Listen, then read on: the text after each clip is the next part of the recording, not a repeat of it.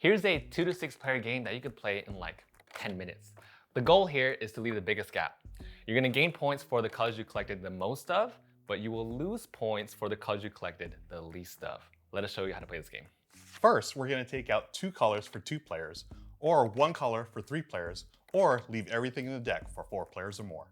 You could do a short game for 15 points, a medium game for 30, or a longer game for 70 points. Now shuffle the deck of cards and deal 6 cards for 2 to 4 players or 5 cards for 5 to 6 players. On your turn, all you do is play 1 card face up on the table in front of you. There are 3 things that can happen next. First, if 1 or more cards in the middle match the same number you played, you take all those matching numbers. So if I played a 2, then I have to take all the 2s from the middle. Second, let's say the cards in the middle are numerically adjacent to the card you played. Then you take only 1 card that matches the lower number and only 1 card that matches the higher number.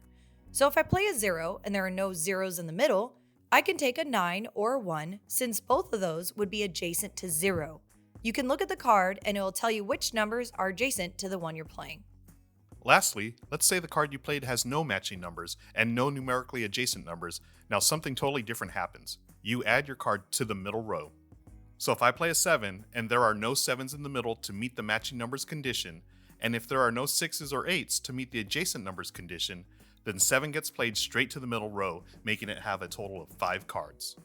So in summary, all you do is play a number card from your hand to the middle. You take all the matching numbers. If I play a 4, then I'm gonna take both 4s with me. If there were no matching numbers and if I were to play a 4, then I would take 1 lower number, which is the 3, and 1 higher number, which is the 5. If there are no matching numbers and no numerically adjacent numbers, then the card that you play just goes straight to the middle. From there, you want to organize the cards that you take in front of you by color. Never return cards to your hand. And then the player to your left goes next. And once everyone has no more cards in their hands, the round is over. To score, count the number of cards of the color you have the most of. If you have multiple colors tied for the most, then add all of these colors together. This is your positive point score for the round. Now count the number of cards of the different colors that you have the least of. Again, if you tie for the least, add these colors together because it'll give you a negative point score. The actual numbers of the cards don't matter when you're scoring points.